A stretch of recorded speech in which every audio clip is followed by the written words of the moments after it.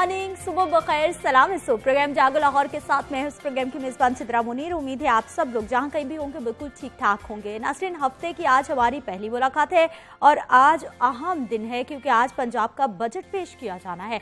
Punjab government आज 22 खरब 40 अरब का बजट पेश करने जा रही है। अखराजात के मजमूई हजम का तखमीना 2115 अरब लगाया गया है और पंजाब हुकूमत के मुताबिक साल 2020-21 का बजट 12 अरब रुपए सरप्लस होगा। कहा जा रहा है कि वफाक की तरह पंजाब में भी कोई नया टैक्स नहीं लगाया जा रहा, लेकिन दूसरी जानिब गवर्नमेंट मुलाजमीन की तनख्वाहों में इजाफा ना करने की खबरें भी मौसूल हो रही हैं। बावसूख ज़राए की जानिब से ये भी कहा गया है कि बजट से पंजाब के हर तबके ने उम्मीदें वाबस्ता कर ली हैं।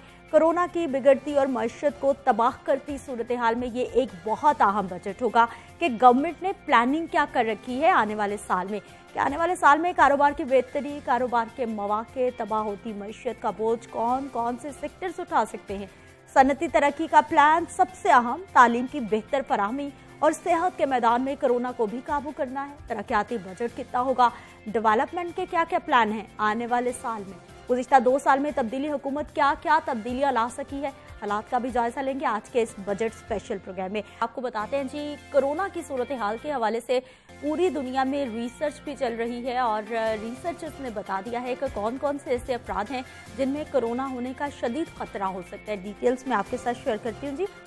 कोरोना के मरीजों के इलाज मुआलजे पर मामूर जनूबी कोरिया के डॉक्टर्स ने बता दिया है कि ऐसे अफराद जो कि किसी भी बीमारी में मुब्तला हैं उनमें कोविड-19 होने का हमला ज़्यादा हो सकता है। इस हवाले से यंगम यूनिवर्सिटी मेडिकल सेंटर के एक professor doctor on John Hong के मुताबिक वो मरीज़ जो पहले ही किसी खास बीमारी में मुब्तला हों जिसमें जिस्मानी दर्जा हरारत, डायबिटीज़, कम ऑक्सीजन और पहले से मौजूद अमराज़ कल्ब में मुब्तला अफराद कोविड-19 के हमले के बाद इंतहाई खतरे की जद में आ सकते हैं। आगे बढ़ते हैं, कुछ बजट की बात करेंगे और मेरे साथ मौजूद होंगे नुमाइंदा लाहौर न्यूज़ जाहिद आबिद। आज सब प्रोग्राम में आपको खुश आमदीद कहते हैं। सर, आज एक अहम दिन, पंजाब का बजट और इन मुश्किल मौशरी सूरत हाल में क्या कोई अच्छी खबर आएगी? जी बिल्कुल, एक और अहम दिन, बजट का दिन और एक और मरतबा मुश्किल हालात हम हमेशा से सुनते हैं, लेकिन कोरोना ने वजह दे दी है। लेकिन इस दफ़ा वाकई मुश्किल हालात हैं अगर देखा जाए तो माशी तौर पे भी और नफसियाती तौर पे भी। तो यकीनन इस बजट में जो मेन फोकस रखा जा रहा है वो इसी चीज़ पर रखा जा रहा है कि कोरोना से जो मईशत लड़ रही है, जो उसका नुकसान हो रहा है, उसे किस तरह दोबारा खड़ा करना है। तो इस बजट में आज जो पंजाब असम्बली में पेश किया जा रहा है, हमारी इत्तला के मुताबिक तकरीबन 50 अरब रुपया तकरीबन इसी मद में रखा जाएगा कि कोरोना से मुतासरा जो मईशत पंजाब की है उसे किस तरह हमने दोबारा बहाल करने की कोशिश करनी है। ये तकरीबन 2200 अरब रुपये से ज़ायद का बजट होगा टोटल, जिसमें तरक्याती प्रोग्राम जो कि एक पिछली हुकूमत के दौर में तकरीबन 600 अरब रुपये तक पहुंच गया था, उसे इस हुकूमत ने पिछले साल भी कट लगाया था। तो इस साल भी वो तकरीबन 330-340 अरब के करीब तरक्याती प्रोग्राम रखा जा रहा है। जो गुज़िश्ता साल अगर बजट में कट भी लगा तरक्याती मनसूबों पर, उसके बावजूद जो शामिल किए गए उनमें क्या हो पाया? बिल्कुल, वो चूँकि ये जनवरी से ये सूरत हाल चल रही है सारी, और तमाम फोकस जो है, तमाम मालियाती वसाइल जो हैं वो इसी तरफ कोरोना की तरफ ही डाइवर्ट किए गए, इसलिए हमें तरक्याती प्रोग्राम उस तरह मुकम्मल होते हुए नज़र नहीं आए जिस तरह के होने चाहिए थे या शायद हुकूमत करना चाहती थी। अब जो हुकूमत की जानब से प्लान किया जा रहा है, जो आज अनाउंस करने जा रहे हैं हमारी इत्तला के मुताबिक, उसमें एक तो जो सूबाई बजट में सबसे ज़्यादा कंसर्न सरकारी मुलाजमीन का होता है कि उनकी तनख्वाहों के हवाले से, पेंशन के हवाले से क्या किया जा रहा है। हमारे ज़राए के मुताबिक पंजाब का जो महकमा ख़जाना है उसने सिफारिश की थी कि तनख्वाहों में 10% तक इजाफा इड़हाक रिलीफ की सूरत में कर दिया जाए, उससे कोई इतना बहुत ज़्यादा माली बोझ नहीं पड़ना था। लेकिन जब चूँकि ये इत्तेहादी हैं वफाकी हुकूमत के, जब उनसे डिस्कस हुआ तो वहाँ पर उन्होंने इस चीज़ को रद्द किया, जिसकी वजह से फिर पंजाब हुकूमत ने भी इसको रद्द किया। उसमें सोच यही है कि जो सरकारी मुलाजम है उसका घर का खर्चा चल रहा है किसी न किसी तरह, तो यही पैसा जो तनख्वाहों की मद में देना है, अगर वो कारोबार बंद हो चुके हैं या बंद होने के करीब, अगर वो वहाँ दे दिया जाए सब्सिडी की सूरत में, रिलीफ की सूरत में, तो उन्हें ज़्यादा फ़ायदा होगा। अच्छा जाहिद साहब, गुज़िश्ता साल भी हम सुन रहे थे कि मईशत तबाह करके गुज़िश्ता हुकूमतें PTI को दे गई हैं, यही नारे, हम यही बातें सुनते आए हैं। ग्रेड 16 तक के मुलाजमीन की 10% बढ़ी थी तनख्वाहें, ग्रेड 17 से 20 की तनख्वाहें 5% बढ़ाई गई थी, और ग्रेड 21 से 22 के मुलाजमीन की तनख्वाहें नहीं बढ़ाई गई थी। उस वक्त भी सरकारी मुलाजमीन खासे नाला थे कि महंगाई बहुत हो गई है। अभी भी वो नाराज़ हैं कि अगर गवर्नमेंट हमारी तनख्वाहें नहीं बढ़ा रही, विफाक ने नहीं बढ़ाई, तो फिर हमें इस चीज़ की श्योरिटी दे दी जाए कि जो चीज़ जहाँ है वो वैसे रहेगी, महंगाई मजीद नहीं बढ़ेगी। आमतौर पर जो तनख्वाहों का फार्मूला था वो इसी तनासब से होता है कि जिस तनासब से महंगाई हुई है उसमें तनख्वाहों में इजाफा करके कंपनसेट कर दिया जाए। तो अब ये साल गुजर रहा है जो, इसमें हम महंगाई की रिकॉर्ड सतह तक पहुँचे हैं। 18-19% तक महंगाई की शरह गई है, जो कि बहुत ज़्यादा होती है। अगर उस हिसाब से देखा जाए, अगर ये तनख्वाहें नहीं बढ़ाई जाती तो एक तरह का तनख्वाहों में 12 से 14% कमी हो जाएगी लोगों की पिछले साल के मुकाबले। कुव्वत खरीद मजीद कम हो जाएगी। कुव्वत खरीद कम होती है तो लाजमी तौर पर मईशत पर उसके मनफी असरात पड़ते हैं। आपकी इंडस्ट्री जो है वो चलना बंद हो जाती है, आपकी मार्केटों की जो सूरत हाल है वो ख़राब होना शुरू हो जाती है। तो लोगों की कुव्वत ख़रीद होना लाजमी है ताकि लोग वहाँ से ख़रीदारी करते रहें। अच्छा जाहिद साहब, अब हमें ये बताइए कि ये जो हज़ारों लोग बेरोज़गार हो गए हैं, जब कोई तरक्याती काम नहीं होगा, बल्कि लाखों कर लें, लाखों हो चुके हैं बिल्कुल, तो इनको रोजगार कहाँ से मिलेंगे? इसकी कोई प्लानिंग है बजट में कि हम यहाँ रोजगार के मौके दे रहे हैं, इतने लोगों को रोजगार मिल जाए? इस वक्त सबसे बड़ा मसला यही होगा हुकूमत के लिए कि लोगों का रोजगार, लोगों का किचन किस तरह चलाना। हाँ, मतलब एक छोटी सी मिसाल है आपको, ये सड़कों पर सुबह अगर घर से निकलें तो मजदूर तबका सड़कों पर खड़ा नजर आता है अपनी दिहाड़ी के इंतजार में कि कोई आएगा और उन्हें लेके जाएगा। मतलब ये वो लोग हैं जिनमें से अक्सर से हमारी बात हुई है तो उन्हें एहसास प्रोग्राम में भी वो वैलिड नहीं हुए।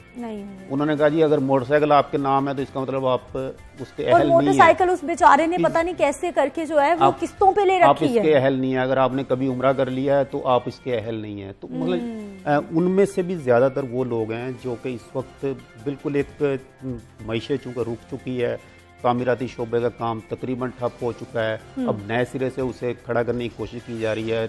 इस बजट में जो है property dealers, property builders, developers, उन्हें थोड़ा सा इंसेंटिव दे के दोबारा एनर्जाइज करने की कोशिश की जा रही है। ठीक है, बहुत शुक्रिया जाहिद आबिद प्रोग्राम में शामिल होने के लिए। थोड़ा सा हमने जायजा लिया है जो आज बजट आने वाला है उसका भी, और गुज़िश्ता हुकूमत की क्या कारकर्दगी रही और गुज़िश्ता हुकूमतों ने क्या किया। हमने मजीद फिर ब्रेक के बाद बात करनी है। कुछ नए गेस्ट मेरे साथ मौजूद होंगे, हमारे साथ रहिए।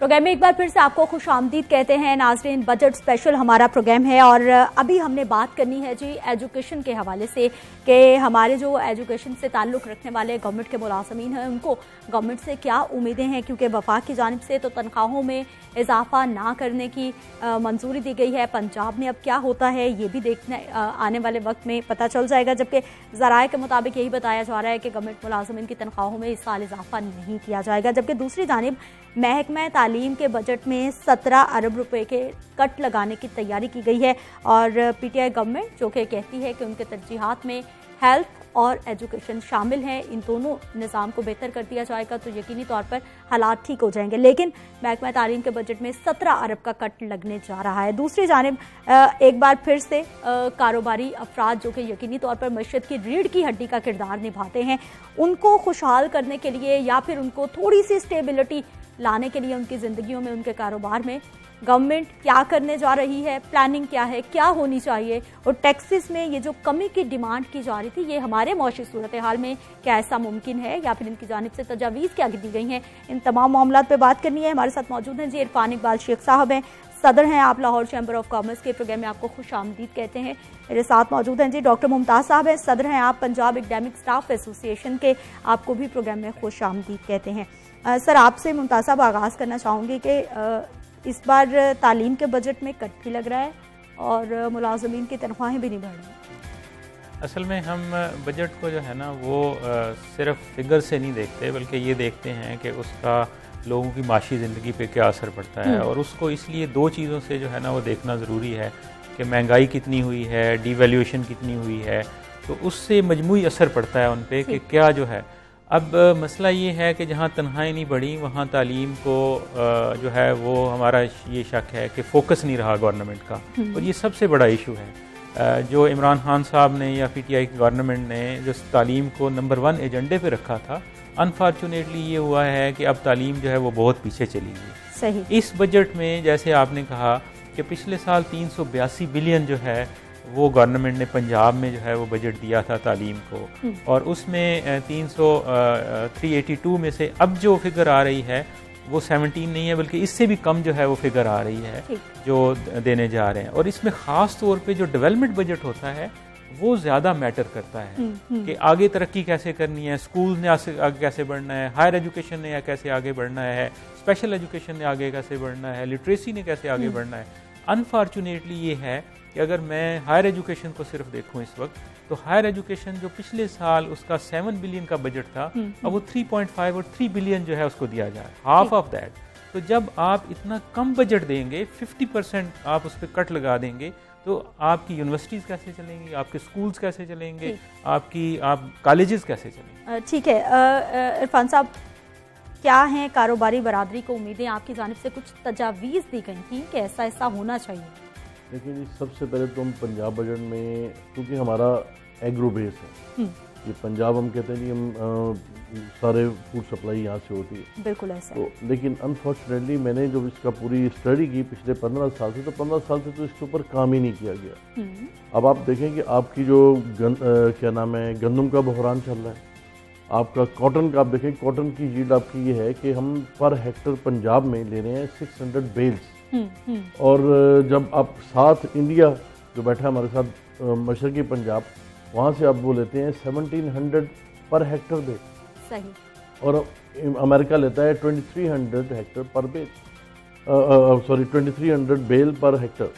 तो मैं ये कहना चाहता था बेसिकली आपसे कि हम इसमें एग्रो बेस जिसको कहते हैं, हमारी बेस एग्रो है, हम उस पर ही प्रॉपर तरीके से काम नहीं कर रहे, ऊपर हमने किया ही नहीं, ना हमारे पास अपना पेस्टिसाइड है, ना हमारे पास अपना हाइब्रिड सीड है, ये सारी चीज़ें हम इम्पोर्ट कर रहे हैं। 3 to 4 बिलियन हम खर्च करते हैं पेस्टिसाइड पे, फिर आप अपना तकरीबन 1 बिलियन से ऊपर आप खर्च करते हैं हाइब्रिड सीड के ऊपर, हमने इसके ऊपर काम ही नहीं किया। आप मशरकी पंजाब में देखें, उन्होंने पूरे पंजाब में 19 यूनिवर्सिटी बना दी है, हमारे पास सिर्फ फैसलाबाद में एक यूनिवर्सिटी है, या फिर एक इस्लामाबाद में, एक पेशावर में, एक बलोचिस्तान में, टोटल पाकिस्तान में 5 है। तो हमने तो इसके ऊपर काम ही नहीं किया। तो हमें फौरी रिजल्ट अगर चाहिए, अगर हम चाहते हैं कि हमें क्योंकि आपकी क्रॉप जो है ना वो 3 months to 6 months में आपकी आ जाती है, तो आपको उसका फौरी तौर पे मिल जाता है।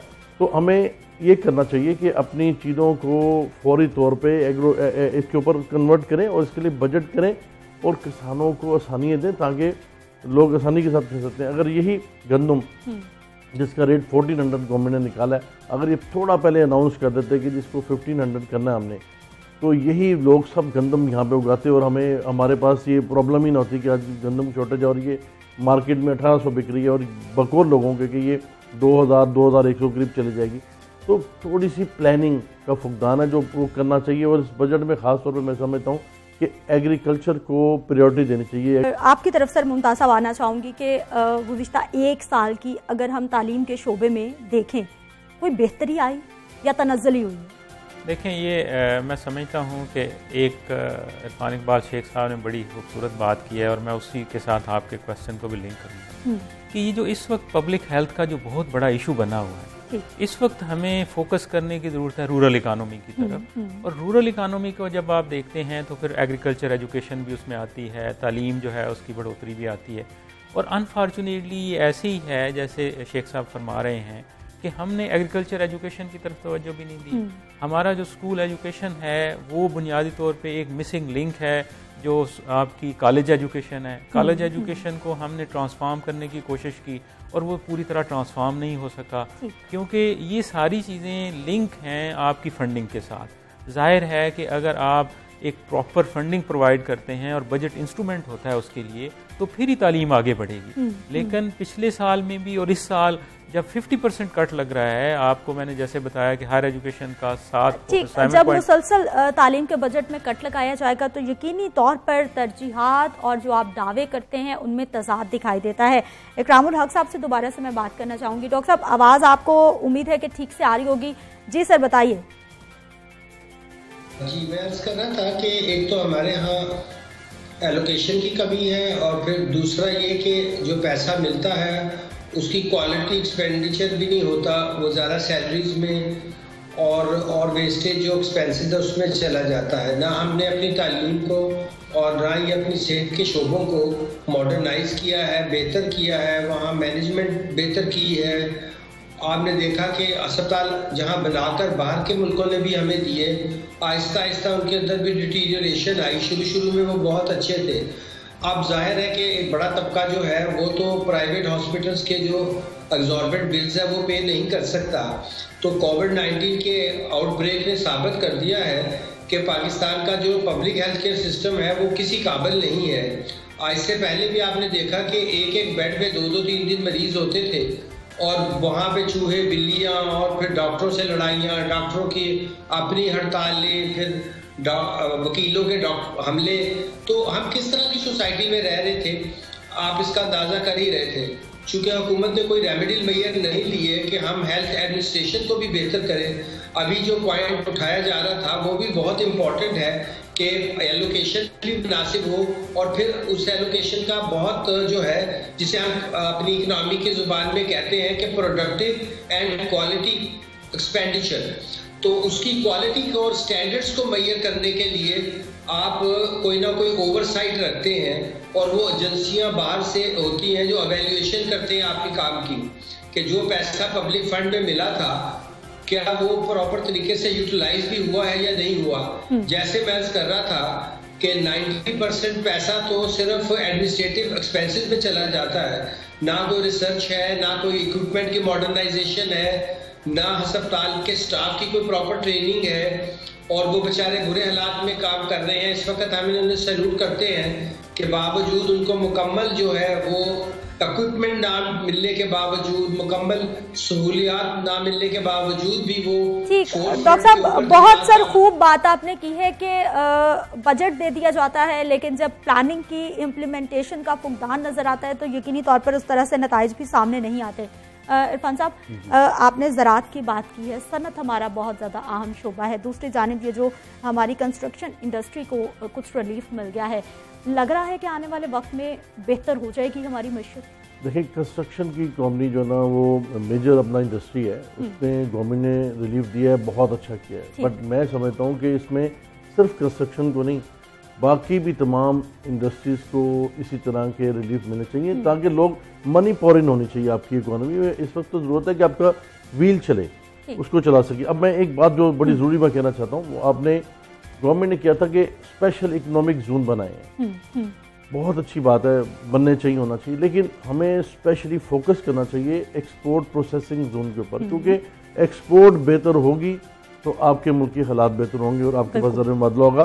तो एक्सपोर्ट प्रोसेसिंग जोन के लिए मैं आपको बताऊं कि इन्होंने चाइना ने क्या किया, वियतनाम ने क्या किया, उन्होंने जगह एलोकेट की फ्री में लोगों को वहाँ पे अपनी इंडस्ट्री को। उन्होंने कहा जी कि 3 चीज़ें चाहिए हमें, कि आपने प्रोजेक्ट कितनी कैपेसिटी का लगाना है, आप हमें ये पहले बताएं, दूसरा हमें ये बताएं कि कितने टाइम फ्रेम आपको एक साल है या 1.5 साल है इसमें मुकम्मल करना है। तीसरी चीज़ कि आपने एक्सपोर्ट कितनी करनी है वॉल्यूम की, और अगर आप उससे कम करेंगे तो आपको इतना चार्ज करेंगे, अगर आप उससे ज़्यादा करेंगे तो आपको इतना इंसेंटिव देंगे। इरफान साहब, आप एक्सपोर्ट की सर बात कर रहे हैं, हम लोग तो अभी तक वो चीज़ें इंपोर्ट कर रहे हैं जो कि हमारे यहाँ वाफिर मिकदार में हो सकती हैं। जरा सी तवज्जो के बाद इसमें ये तो आपकी बात बिल्कुल सही है, इसमें तो बेशुमार चीज़ें ऐसी हैं जिसमें हम अभी तक हम प्रोडक्शन ही नहीं कर सके, ये तो इसमें कोई शक नहीं है। लेकिन जब आप मौके देंगे, इस तरह की जगह बनेंगी तो लोग उसमें आएंगे। अब इसमें क्यों नहीं लोग आते, मैं आपको ये भी बताता हूँ क्या वजह क्या है। हमारे यहाँ जो कोई state of the art laboratory नहीं है जहाँ से हमें सर्टिफिकेशन मिल सके। देखिए, जब आपने एक्सपोर्ट करना है तो यूनिट सर्टिफिकेशन, वो सर्टिफिकेशन अगर आप बाहर से लें तो मिनिमम प्राइस जो उसकी है 30 लाख से लेके को 1.5 करोड़ रुपए तक है। अब जो SMEs हैं उनके पास तो इतने पैसे नहीं है कि वो अपने उसमें दे सकें और अपना इतनी पेमेंट करके सर्टिफिकेशन ले सके। तो हमने गवर्नमेंट से कहा था कि इसमें एक्सपोर्ट डेवलपमेंट फंड है, उसमें से आप इनको दें ताकि ये सर्टिफाइड हो, कंप्लायंस कर सकें। जब तक कंप्लायंस नहीं करेंगे आप एक्सपोर्ट नहीं कर सकते। अच्छा, एक चीज़ और छोटी सी कर दूँ आपको मैं, हलाल फूड पूरी दुनिया में $1 ट्रिलियन की इंडस्ट्री है, $1 ट्रिलियन। हम मुसलमान मुल्क है, हमारे पास, हम कहते हैं ज़रूरी मुल्क है हमारे पास लाइफ स्टॉक है, सब कुछ है। हम 0.4 बिलियन सिर्फ हम एक्सपोर्ट करते हैं। डॉक्टर साहब, इस बजट में आवाम के लिए, गरीब तबके के लिए, बेरोजगारों के लिए क्या कुछ दिखाई दे रहा है आपको? जी, आपने देखा होगा कि पहले भी सूबाई सतह की बजाय उन्होंने इसको बेनज़ीर इनकम सपोर्ट प्रोग्राम, जिसको अब वो एहसास कहते हैं, उसके ज़रिए एक ही दफ़ा पेमेंट दी और उसके बाद अपने बजट में कुछ एलोकेशन होगी, बजट पास होगा, फिर मिलेगा। और सूबों के पास तो कोई ऐसे फंड्स भी मौजूद नहीं थे, कोई मैकेनिज़्म भी मौजूद नहीं था कि वो शुरू के लॉकडाउन के ज़माने में लोगों को जो है वो चीज़ें पहुंचा सकें। जो चीज़ें पहुंचाई वो भी मुखय्यर हजरात ने या NGOs ने अपनी कोशिश से पहुंचाया। इससे रियासत के ढांचे की तरफ हमें ये भी इशारा मिला कि हमारी हुकूमतें जो हैं वो दावे तो बहुत बड़े बड़े करती हैं, मगर जब मौका आता है तो उनके पास बेसिक इंफ्रास्ट्रक्चर भी नहीं है कि वो लोगों तक पहुंचकर उनकी मदद कर सके। आपको याद होगा जब कभी फ्लड होता है या कोई बड़ी कैटास्ट्रॉफी खुदा ना खास्ता हो जाती है तो हमें फौरी फौज को बुलाना पड़ता है। पता चलता है कि हमारे पास तो बेसिक इक्विपमेंट ही नहीं है। तो ये इशारा करती है कि हमारी सिविल हुकूमतें जो हैं अब ये तकरीबन 12 साल होने को आगे हैं, जिसे आप जमहूरियत का दौर कह सकते हैं, जो 2008 से शुरू हुआ था। अब तो आप इल्ज़ाम भी नहीं लगा सकते कि जी हमारे पास मुसलसल जो है वो पीरियड नहीं रहा।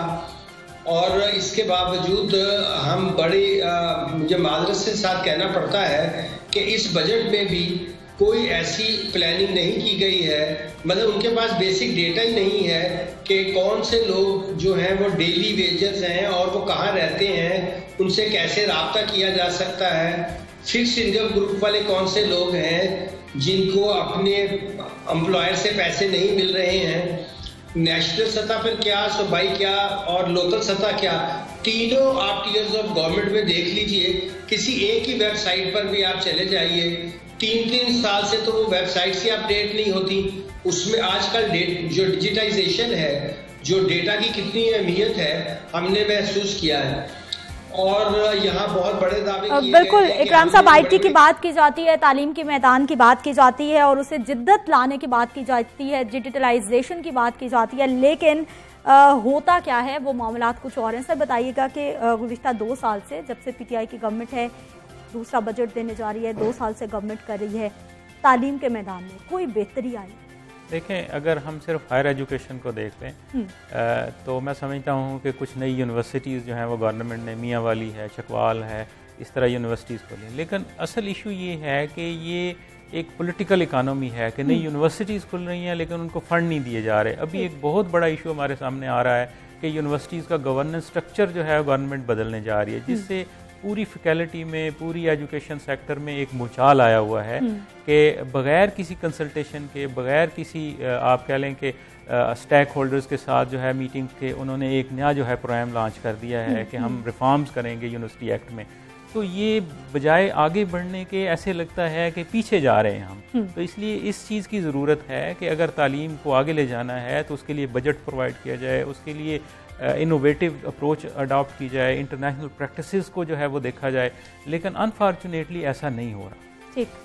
अच्छा, दूसरी जानिब तनख्वाहें नहीं बढ़ाई जा रही, महंगाई बढ़ती जा रही है, आप लोग कॉम्प्रोमाइज़ करने को तैयार हो कि हालात मुश्किल हैं? ये बहुत बड़ा मसला है टीचिंग कम्युनिटी के लिए, एज ए होल जो है सोसाइटी के लिए, कि पिछले साल जो है वो टैक्सेस की वजह से तनख्वाहें कम हो गई। जब टैक्सेस बढ़े और उनकी स्लैब्स जो हैं वो डिफरेंट की गई तो बजाय इसके कि तनख्वाहें बढ़ती वो कम हो गई और फिर इन्फ्लेशन की वजह से फर्दर जो है वो कम हो गई। तो ये एक बहुत इशू है और इस वक्त ये बहुत बड़ा मुतालबा है कि तनख्वाहें जो हैं वो बढ़ाई जाएँ। ये अवामी मुतालबा बन चुका है, ना सिर्फ ये कि एजुकेशन सेक्टर बल्कि मजमूई तौर पे लोग ये समझते हैं कि तनख्वाहें बढ़नी चाहिए, जिसकी वजह से उनकी ज़िंदगी में आसानी पैदा हो। ठीक है, हमें ज्वाइन किया जी हफीज़ पाशा साहब हमारे साथ मौजूद हैं, इकोनॉमिस्ट हैं आप। हफीज़ साहब, प्रोग्राम में आपको खुश आमदीद कहते हैं। सर बताइएगा, अगर PTI की गवर्नमेंट की गुज़िश्ता 2 साल की कारकर्दगी की बात की जाए, दूसरे बजट की बात की जाए, पिछले साल के बजट इन्होंने खुद प्लान किया, उसके बाद क्या हुआ, कौन कौन से सेक्टर्स में ये डिलीवर कर पाए, सर क्या एनालिसिस आप पेश करेंगे? और इस मुश्किल वक्त में गवर्नमेंट जो बजट दे रही है, तरजीहात क्या होनी चाहिए? देखिए, बात यह है कि मुल्क के हालात हद से ज़्यादा ख़राब हो चुके हैं और पंजाब के हालात इसलिए ज़्यादा ख़राब हुए हैं कि हमारा जो SME सेक्टर है वो पाकिस्तान का बहुत बड़ा हिस्सा पंजाब में है। तकरीबन 70% SMEs पंजाब में है माशाल्लाह, और इनका एक्सपोर्ट ओरिएंटेशन बहुत अच्छा है। और आप देखिए कि मुख्तलिफ शहरों से हम सर्जिकल इंस्ट्रूमेंट, स्पोर्ट्स गुड्स, इस तरह की चीज़ें हम एक्सपोर्ट कर रहे हैं। तो एक्सपोर्ट्स जो बुरी तरह से मुतासिर हुए हैं, उससे हमारे जो कारीगर हैं और SMEs जो हैं वो मुतासिर बहुत बुरी तरह से हुए हैं। तो ये इस बजट में पूरी कोशिश ये होनी चाहिए कि 2 तरफ उनके रुझानात हों। एक तो ये कि हमारे ज़री शोबा जो है वो भी मुतासिर हो रहा है, और इस वक्त तो लोकस्ट का अटैक ने बहुत नुकसान पहुंचाया है। हमें कोशिश ये करना है कि हम किसी तरह से हमारा ज़री शोबा जो है वो आगे बढ़े। दूसरी तरफ हमें प्रोटेक्ट करना है, संभाल के रखना है हमारे SME सेक्टर। तो ये 2 अहम चीज़ें हैं। हमें ये देखना है कि पंजाब का जो आने वाला बजट है आज, वो किस तरह से इन 2 सेक्टर्स जो हैं, शोबे जो हैं, ज़राअत और SME सेक्टर को किस तरह उसको प्रोटेक्ट करता है। आपने कहा कि ज़राअत को तरजीहात में शामिल करना चाहिए, लेकिन गुज़िश्ता साल की निस्बत 7.75 अरब रुपए कट लगने जा रहा है ज़राअत के बजट पर। वो ये रहा है कि हर चीज में कट लग रहा है। अब हमें ये देखना है कि ओवरऑल जो कमी की जा रही, इसलिए कि रिसोर्सेज में कमी आ चुकी थी। पिछले साल तो पंजाब हुकूमत को तकरीबन 350 अरब के जो फेडरल गवर्नमेंट से पैसा आता है वो कम मिला है। और इस साल भी कुछ परेशानी इस बात की है कि अगरचे फेडरल गवर्नमेंट ने तकरीबन 27% इजाफा किया है अपने रेवेन्यूज में, जिसके नतीजे में ट्रांसफर्स में भी इतना इजाफा होना चाहिए, मगर खतरा ये कि ऐसा फिर से नहीं होगा। तो इसलिए पंजाब की हुकूमत मजबूर हो गई है कि हर शोबे में कमी लाए। हमें ये देखना है कि किसमें ज्यादा करते हैं, किसमें कम। ठीक, हफीज साहब, सर ये बताइएगा कि ये क्या मामला रहता है कि बजट दे दिया जाता है, तमाम जो मंसूबे हैं उनको एलोकेट भी कर दिया जाता है, लेकिन पूरा साल गुजर जाता है, वो बजट ना तो ट्रांसफर किया जाता है, ना वो किसी मंसूबे पे लग पाता है, और साल के एंड पर वो बजट सरेंडर हो जाता है। बात यह है, सरेंडर से ज्यादा पैसों की कमी है। अब आप ये देखिए कि पिछली हुकूमत के दौर में आखिरी साल में जो हमने पंजाब में एनुअल डेवलपमेंट प्रोग्राम किया था वो तकरीबन 460 अरब का था। 2 साल के बाद अब जब साल खत्म हो रहा है तो अंदाजा ये है कि मुश्किल से पंजाब में जो डेवलपमेंट प्रोग्राम पे खर्चा होगा वो 200 अरब के करीब होगा मुश्किल से। तो इसलिए प्रोजेक्ट्स के लिए पैसे नहीं थे इनके पास, और इसलिए प्रोजेक्ट्स को उन्होंने इम्प्लीमेंट अभी तक नहीं किया है पूरे तौर पर। ठीक है हफीज साहब, ये भी बताइएगा सर, ये टैक्सेस का निज़ाम जो है, ये हमारी ताजिर बरादरी पहले दिन से परेशान है जब से पीटीआई की गवर्नमेंट आई है, ये नाखुश है टैक्सेस के निज़ाम के हवाले से, और दूसरी जानिब ये भी कहा जाता है कि ये बहुत कॉम्प्लेक्स निज़ाम है।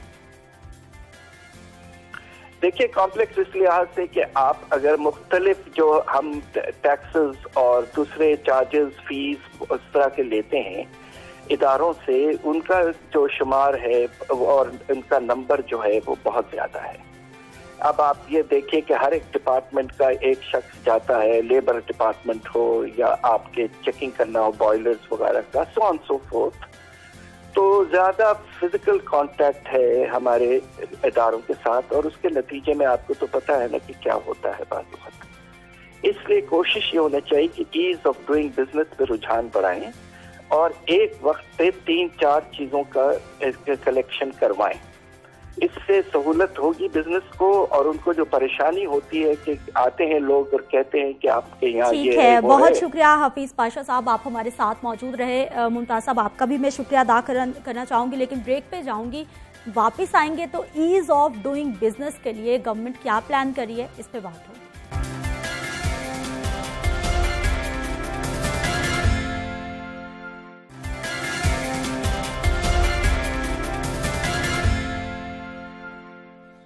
प्रोग्राम में एक बार फिर से आपको खुश आमदीद कहते हैं। नाज़रीन, बजट के हवाले से ही हमने बात करनी है कि क्या क्या मुख्तलिफ सेक्टर्स को उम्मीदें हैं, गवर्नमेंट क्या करने जा रही है, तरजीहात में क्या शामिल होगा, प्लानिंग की जा रही है क्या, और सबसे ज़्यादा अहम बात महंगाई बढ़ती जा रही है, रोज़गार के मौके मौजूद नहीं है। आवाम को हमने देखा कि एहसास प्रोग्राम के तहत, डिफरेंट प्रोग्राम के तहत पैसे तो दिए गए हैं, लेकिन ये मामला कब तक चलेगा? जब तक रोज़गार लोगों को नहीं मिलेगा, उनकी ज़िंदगियां बेहतर नहीं हो सकेंगी। हमारे साथ मौजूद हैं जी अजीमुद्दीन लखवी साहब हैं, चेयरमैन हैं आप relief committee Pakistan medical association के। इस प्रोग्राम में आपको खुश आमदीद कहते हैं। अजीम साहब, कोरोना का मामला भी चल रहा है, उसमें भी रिलीफ दिया जा रहा है, अब तक कितना दिया जा चुका? आने वाले वक्त में भी कोई प्लान है क्या? जी देखें, कोरोना जो वबा है, ये इसके बारे में पेश गोई करना नहायत मुश्किल है, क्योंकि एक नई चीज़ है और हम तो ठहरे एक तरक्की पजीर मुल्क, और जो तरक्की याफ्ता ममालिक हैं वो भी इसका उस तरह से मुकाबला नहीं कर सके। हम देख रहे हैं अमेरिका, बरतानिया, उनकी भी मईशतें सुकड़ गई हैं, कसाद बाजारी वहाँ पे भी है, और मरीज़ इतने हो गए कि उनका जो हेल्थ सिस्टम था वो उसका मुकाबला नहीं कर पाया।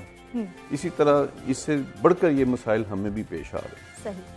और जैसे कि सोचा गया था कि ये यहाँ पे बड़े इसकी जो है इंसिडेंस और इसका तादाद कम रहेगी मरीज़ों की, उस तरह से नहीं हुआ। उसमें वबा के अमल दखल के अलावा कुछ हमारी बद इंतज़ामी भी शामिल है उस चीज़। और ये कहना कि आइंदा ये 3 महीने तक ये वबा चलेगी, 6 महीने तक चलेगी, ये कोई पेश गोई नहीं कर सकता। सही। लेकिन हमें जो कुछ करना है वो हमें बतौर कौम करना होगा। सिर्फ हुकूमत नहीं, सिर्फ इंतज़ामी मशीनरी नहीं, सिर्फ डॉक्टर्स या मेडिकल स्टाफ नहीं, कौम का हर फर्द जो है इसका हिस्सा बनेगा और अपने आप को उस इंतज़ामी हदूदों के युद्ध में रखेगा, तो हम इसका मुकाबला अच्छी तरह से कर सकेंगे। और अगर हमें बतौर कौम इसको हम फाइट नहीं करेंगे तो हम फिर पीछे रहेंगे, और ये कोरोना जो है ये हमें बहुत ज़्यादा नुकसान पहुंचा भी सकता है। कोरोना की यकीनी तौर पर दिन ब दिन सूरत हाल बिगड़ती जा रही है, और कोरोना हमारी मईशत को भी लगता जा रहा है, जो कि यकीनी तौर पर पहले ही हम अंडर डेवलपिंग कंट्री हैं, और आजकल के हालात देखकर तो मजीद आने वाले वक्त में खदशा बढ़ जाता है। इकराम साहब, आपकी तरफ आना चाहूँगी। सर, बताइएगा, ये टैक्सेस पे जब भी बात होती है, पंजाब गवर्नमेंट ने भी दावा किया है कि टैक्स फ्री बजट होने जा रहा है। इस टैक्स फ्री बजट से आवाम को क्या फ़ायदा होगा? जो पहले से टैक्सेस हैं वो तो लगते जा रहे हैं, महंगाई तो बढ़ती जा रही है। ठीक करवाया आपने। दरअसल कोई भी ऐसा मैकेनिज्म मौजूद नहीं है कि जो हुकूमत के बताए हुए निरख जो है उसके ऊपर भी अशिया की दस्तयाबी हो सके। अब जैसे हम पहले अर्ज कर रहे थे कि आपने देखा कि ना हमने ईज ऑफ डूइंग बिजनेस किया, आपके पास बोर्ड ऑफ रेवेन्यू भी चल रहा है, एक्साइज एंड टैक्सेशन डिपार्टमेंट भी चल रहा है, सोशल सिक्योरिटी भी चल रहा है, वर्कर्स वेलफेयर फंड लेबर भी चल रहा है। उसके बाद आपने पाकिस्तान पंजाब रेवेन्यू अथॉरिटी भी बना ली। भाई ये सारे महकमों को मर्ज करें, खर्चा कम हो, एक जगह डेटा हो, लोगों को ऑनलाइन जो है वो अपने महसूलात जमा कराने में आसानी हो। दूसरी तरफ मार्केट कमेटीज का ये हाल है कि इंतज़ामिया जो है वो अपनी पूरी कोशिश पर, या मुझे नहीं पता कोशिश है या नहीं है, मगर हकीकत ये है कि रमज़ान से लेकर अब तक आम खाने पीने की अशिया में बेपनाह इजाफा हुआ है, जबकि ये कहते थे कि पेट्रोल सस्ता होगा तो हर चीज़ सस्ती हो जाएगी। अब आप पेट्रोल सस्ता हुआ है तो वो नहीं मिल रहा, लोगों की लाइनों पे लाइनें लगी हुई हैं। अब मईशत को बेहतर करने के लिए जहाँ टैक्सों के निज़ाम को सादा और आसान करने की ज़रूरत है, वहाँ इंतज़ामी ढांचे में भी तो बेहतरी लाने की ज़रूरत है। और इंतज़ामी ढांचा जो है वो इतना नकारा हो चुका है कि आप देख रहे हैं कि जहाँ फंड्स भी मुयस्सर हैं वहाँ भी वो कारकर्दगी नहीं दिखा पा रहे हैं। अब एक वबा आई है, आपको उसके लिए चले पहले से तैयार नहीं थे, मगर अब आपने तजर्बात से भी कुछ सीख नहीं पा रहे हैं और बजाय ठीक है। इकराम साहब ने इरफान साहब पहले भी बात की है ईज ऑफ डूइंग बिजनेस की, क्या मुमकिन है, पहले हो रहा है, किस हद तक डॉक्टर साहब ने बहुत अच्छी बात की है। हाँ। और ये बर्निंग इशू है, सच्ची बात बताऊं, क्योंकि हम पिछले 2 साल से अपने मिनिस्टर साहब से हम बेशुमार मीटिंग की है, उन्होंने हमें इस चीज़ की यकीन दहानी कराई थी कि हम क्लबिंग करेंगे। क्लबिंग से मुराद ये है कि अब आपके लेबर डिपार्टमेंट है, आपका पैसी जैसे सोशल सिक्योरिटी कहते हैं वो है, आपका WWF है, आपका WPF है, ये सारे जो ना क्लब होके एक बन जाना चाहिए। आपको बिजनेसमैन को 26 से 27 डिपार्टमेंट है जो कि आपको उनके साथ डील करना पड़ता है। उनकी क्लबिंग करेंगे तो कम के साथ डील करेंगे, आपकी 50% तो एनर्जी वहीं पे कंज्यूम हो जाती है। आप बिजनेस को कैसे फोकस कर सकते हैं? तो इसको फौरी तौर पे ईज ऑफ डूइंग के लिए, बिजनेस के लिए हमें इसकी क्लबिंग करनी चाहिए। और ये वादा भी किया है गवर्नमेंट ऑफ पंजाब ने भी, हमारे मिनिस्टर साहब ने भी, लेकिन अभी तक इसके ऊपर अमल दरामद नहीं हुआ। अब मैं दूसरी बात बताता हूँ कि डबल टैक्सेशन अब होता गया। कराची से इम्पोर्ट था, कराची से माल, कराची सिंध गवर्नमेंट जो उसके ऊपर टैक्स लगाती है। जब हमारा कंटेनर पंजाब में दाखिल होता है तो 0.92% उसके ऊपर पंजाब गवर्नमेंट लेती है। हमने 12 बार कहा और ये हमारी बात को माने भी है कि इस चीज़ हाँ ये गलत है, लेकिन इसको अभी तक वेव ऑफ नहीं किया। तो मेहरबानी करके इसको तो वेव ऑफ करें। फिर उसके बाद आ गया, आप ये देखें कि एजुकेशन के ऊपर पिछले साल जो है ना इन्होंने दिया था 383 बिलियन, और आपका SMEs के ऊपर था 250 बिलियन, और एग्रीकल्चर के ऊपर था 40.8 बिलियन, और हेल्थ के ऊपर था 279 बिलियन। ये थोड़ा इंक्रीज होना चाहिए। हेल्थ के ऊपर तो खास तौर पे होना चाहिए, इसलिए कि कोविड-19 है और इतने नामसायद हालात हैं कि इनको पता है, ये पूरी तरह से समझते हैं कि कितनी मुश्किलात हैं। तो फंड्स होंगे, चीज़ें होंगी तो आप उसको बेहतर तौर पे कर सकेंगे। लोग तो परेशान है ना, आपको हॉस्पिटल में कुछ जगह मिलती है, सच्ची बात बताऊं, आम बंदा चले हॉस्पिटल में जगह ही नहीं है। और ये कोविड-19 की जितनी आजकल अमवात हो रही हैं आपके सामने है, इस बात को ज़्यादा मैं नहीं करता, लेकिन मैं सिर्फ उस पे ऊपर आता हूँ अपने इश्यूज़ के ऊपर कि हम कहते हैं कि रिलीफ मिलना चाहिए। हाँ। तो यहाँ पे हमने कहा था कि जो हमारे जितनी पंजाब में को तकरीबन 1.25 से 1.5 करोड़ करीब शॉप्स हैं, तो उनके जो ऑनर्स हैं उन्होंने रिलीफ नहीं दिया उनको, और जिसकी वजह से उनके ऊपर दरमियान मैच पड़ा हुआ है। इरफान साहब, यकीनी तौर पर रिलीफ की हम लोग बातें तो सुनते हैं लेकिन आवाम तक नहीं पहुंच पाता। इस पर मजीद भी हम बात करते हैं। हमें ज्वाइन किया जी आयशा गौस पाशा साहिबा हमारे साथ मौजूद हैं, साबिक सूबाई वज़ीर ख़जाना है, पाकिस्तान मुस्लिम लीग नवाज से आपका ताल्लुक है। आयशा साहिबा, प्रोग्राम में आपको खुश आमदीद कहते हैं। बताइएगा कि आज पंजाब का बजट पेश होने जा रहा है, गवर्नमेंट मौशी सूरत हाल को ख़राब करार दे रही है, फिर कोरोना भी एक बहुत बड़ी वजह है कि हालात ठीक नहीं है। आज का बजट क्या होगा आवाम के लिए? क्या कोई खुशखबरी होगी, कोई भलाई होगी, या फिर क्या होना चाहिए इस वक्त में? शुक्रिया आपका। ये बहुत इम्पोर्टेंट मौका है इस वक्त बजट जो इस वक्त पेश किया जा रहा है पंजाब का। देखिए, दुनिया में और पूरे पाकिस्तान में और पंजाब में इससे बहुत बुरी तरह मुतासिर है। एक तो लोगों की जिंदगी को खतरा है, दूसरा इकॉनमी को का खतरा है। इस वक्त जो पंजाब का बजट है उसको कोरोना का बजट होना चाहिए। आपको बजट ऐसा पेश करना चाहिए कि जैसा बिजनेस एज यूजुअल नहीं कि आप जैसे यूजुअली कर रहे हैं।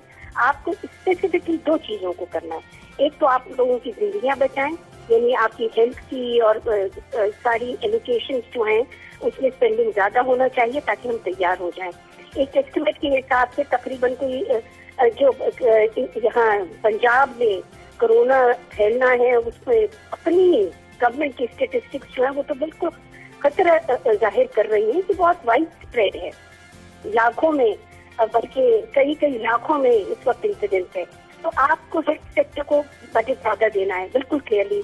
दूसरा, आपने ये इंश्योर करना है कि नौकरियां बन जाए। देखिए, ये कोरोना का फेस करने के लिए तो आपका बजट ऐसा आए कि उनके रोजगार की बहाली शुरू हो जाए, बहुत इम्पोर्टेंट है। और जब तक कोरोना है तब तक आप उनको रिलीफ दें। सोशल प्रोटेक्शन एजेंसी हमारे पास, उसके जरिए आप बिल्कुल ट्रांसपेरेंट शफाफ अंदाज में लोगों को माहाना उनकी आमदनी सिक्योर करने के लिए आपको अपने वसाइल डेडिकेट करने होंगे। ठीक, आयशा साहबा, आप की गवर्नमेंट थी मुस्लिम लीग नवाज की, जब हमने डेंगू का बहुत पीक देखा था, वो भी एक बहुत ज्यादा मुश्किल सूरत हाल थी। उन दिनों में आपने किस तरह से बजट को प्लान किया था? हेल्थ की फैसिलिटीज यकीनी तौर पर बढ़ाई थी, माशी स्टेबिलिटी को भी बेहतर बनाया था। इस वक्त रोजगार के मौके गवर्नमेंट किस तरह से फराहम कर सकती है, और जो गवर्नमेंट प्लान कर रही है, क्या प्लान यही होना चाहिए या फिर इससे बेहतर हो सकता है, तब्दील हो सकता है? इनका प्लान ही ये तो जरा बजट से नंबर बातें तो बहुत सुनते हैं, बातों पे उस वक्त यकीन करना चाहिए जब आप उसके साथ फंडिंग भी साथ साथ दें। तो बजट आता है तो देखते हैं कि क्या असल में प्लान निकल कर आ रहा है। मैं तो सिर्फ ये जानती हूँ कि देखिए, रोजगार फराहम करने का सबसे बड़ा टूल एक गवर्नमेंट के पास क्या होता है, वो अपना तरक्याती बजट बढ़ाती है ताकि छोटे छोटे प्रोजेक्ट लगे, उसमें एम्प्लॉयमेंट जनरेट हो, रोजगार जनरेट हो, इनकम लोगों को मिले। हमने क्या देखा कि 2017-18 में हम 470 बिलियन का खर्चा करके गए थे तरक्याती साइड पे, और 2 साल में इन्होंने 68% उसे कम कर दिया है। तो 1084 इस वक्त खर्चा रहा है। तो इस तरह इन्होंने तो बिल्कुल बुरी तरह कॉन्ट्रैक्ट कर दिया है। ये तो बिल्कुल उल्टी सिमत में जा रहे हैं। जो तरक्की हो रही थी उसको बिल्कुल खत्म कर डाल गवर्नमेंट ने आज की। ये पिछले 2 साल में इनकी मेरे ख्याल से ना अगली भी है और ना जब कही भी है कि नहीं संभाल पा रहे, एक चलती हुई इकोनॉमी को बिठाल दिया इन्होंने। अब ऐसे में अगर इन्होंने डेवलपमेंट एक्सपेंडिचर नहीं बढ़ाया तो ये इस सूबे के साथ जुल्म होगा। ठीक है आयशा साहबा, एक तो नए टैक्सेस नहीं लगाए जा रहे, क्या आप इसको खुशाइंद करार देंगी? और दूसरा ये कि गवर्नमेंट मुलाजमीन की तनख्वाहें नहीं बढ़ाई जा रही, इस पे आप क्या कहेंगी? नए टैक्सेस तो ये नहीं लगा सकते, इस वक्त ताकत ही नहीं है गवर्नमेंट के पास और इकोनॉमी में कि आप नए टैक्सेस लगाएं। बहुत इम्पोर्टेंट ये है जो तबका टैक्स दे सकता है आप उसको बेहतर टैक्स कलेक्ट करें।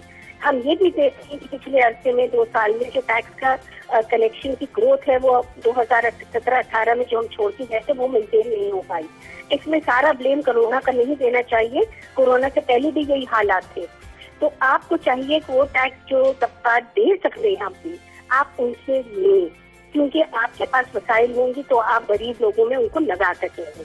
और ये मौके, इसका ये मतलब नहीं है आप टैक्स रेट बढ़ाएं, इसका ये मतलब है आप अपनी टैक्स एडमिनिस्ट्रेशन बेहतर करें, जो आपके लीकेजेस है उसको खत्म करें, और आप किसी तरह टैक्सेस उन टैक्सेस से जो अमीर तबका से, प्रॉपर्टी होल्डर्स से, यानी जिनके पास बड़ी बड़ी प्रॉपर्टीज है, जिनके पास बड़े बड़े कारोबार है, जो बड़े बड़े जिसके सर्विसेज सेक्टर वगैरह करते हैं, आप उनसे टैक्स लगाएं। ये आपके पास गुंजाइश होनी चाहिए और आपको करना चाहिए। आयशा साहबा, ये जितने भी मुश्किल हालात हम लोग देख रहे हैं, इसमें माजरत के साथ ऑपोजिशन ने भी उस तरह से अपना किरदार नहीं निभाया, क्योंकि ऑपोजिशन हमेशा गवर्नमेंट पर तनकीद करती है, गवर्नमेंट को रास्ता दिखाती है कि आप लोग ये कर रहे हैं, आपको ये करना है, लेकिन हमने ऑपोजिशन को स्ट्रांग नहीं पाया।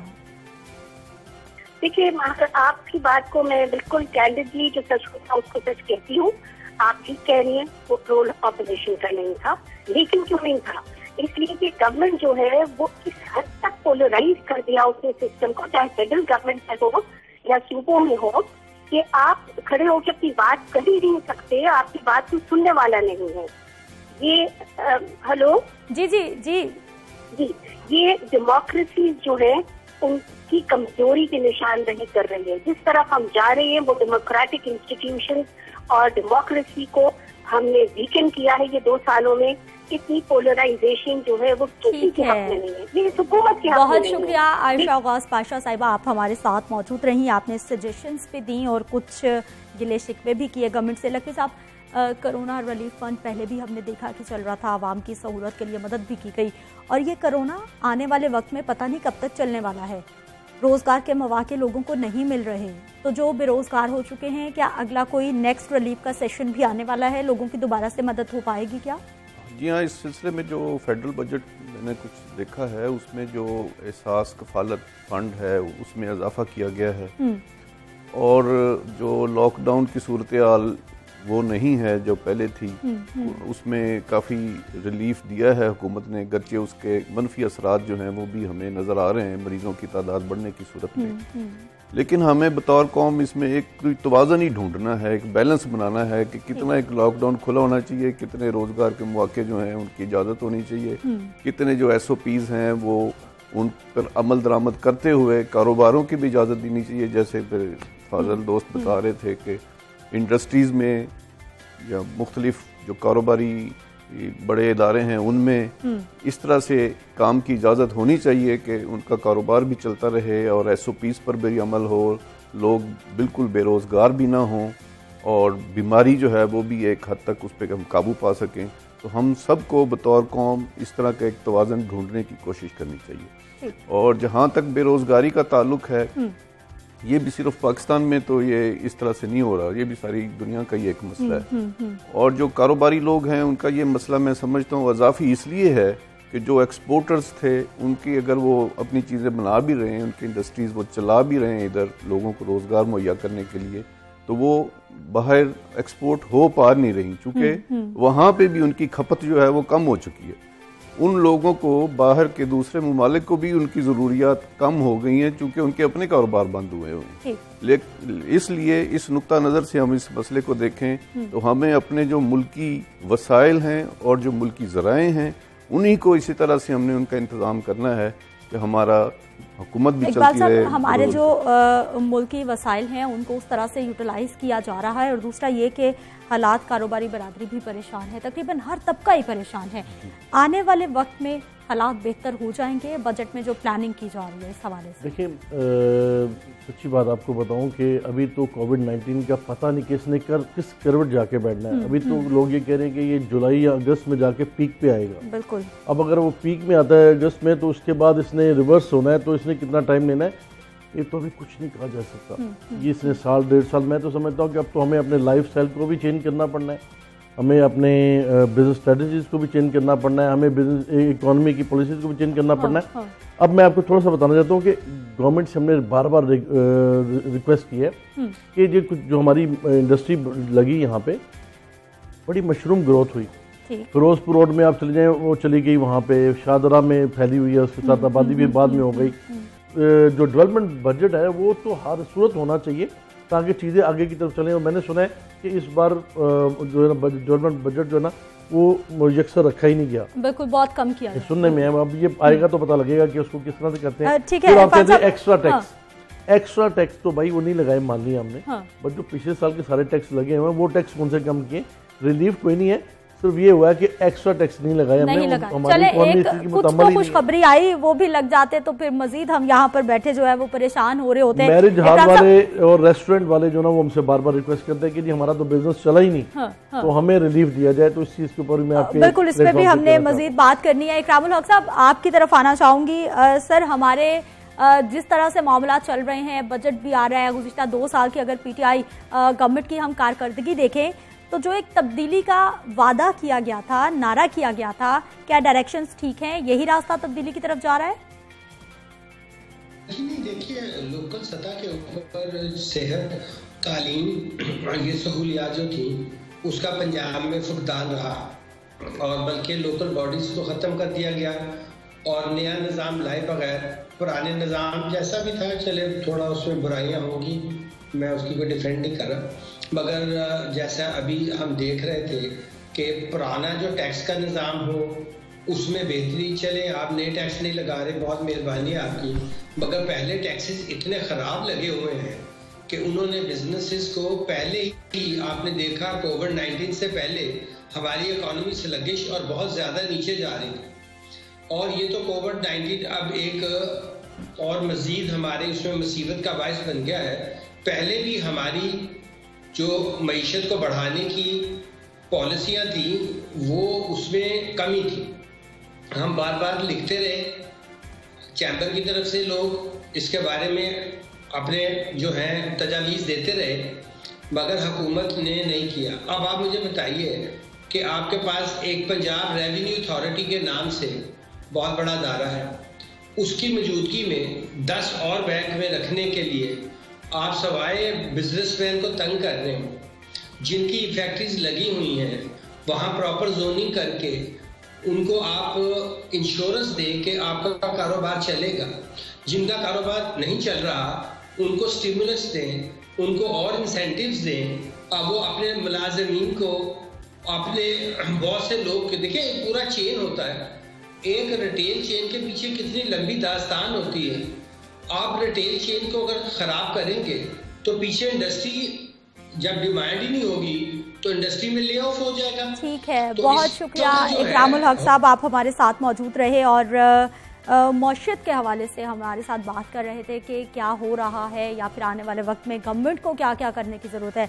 लखवी साहब, हालात कोरोना के दिन ब दिन बिगड़ते जा रहे हैं, केसेस बढ़ते जा रहे हैं, जो इस वक्त जिस तरह से प्लान हो रहा है, काम किया जा रहा है, ठीक है या फिर किसी तब्दीली की ज़रूरत है, मज़ीद क्या करने की ज़रूरत है? नहीं जी, ये तो कहना गलत होगा कि बेहतरी की गुंजाइश तो हमेशा ही होती है और अभी भी बहुत ज़्यादा बेहतरी की गुंजाइश है।